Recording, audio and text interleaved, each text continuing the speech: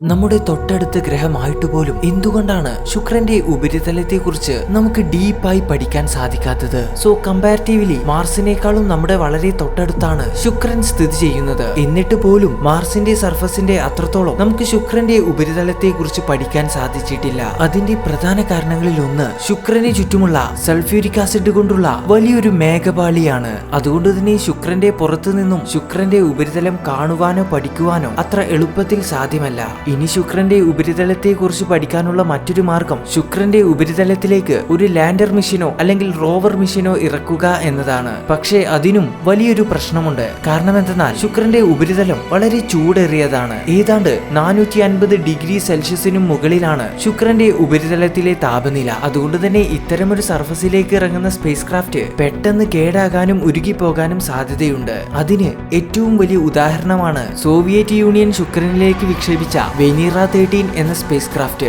So ഈ ഒരു space craft വിജയകരമായി ശുക്രന്റെ ഉപരിതലത്തിലേക്ക് ഇറങ്ങിയെങ്കിലും വെറും 127 മിനിറ്റുകൾ മാത്രമേ ശുക്രന്റെ ഉപരിതലത്തിൽ അതിജീവിച്ചുള്ളൂ. അതിനുശേഷം ഈ ഒരു സ്പേസ് ക്രാഫ്റ്റ് ഡാമേജ് ആവുകയും ഈ സ്പേസ് ക്രാഫ്റ്റിന്റെ പല ഭാഗങ്ങളും ഉരുകിപ്പോവുകയും ചെയ്തു.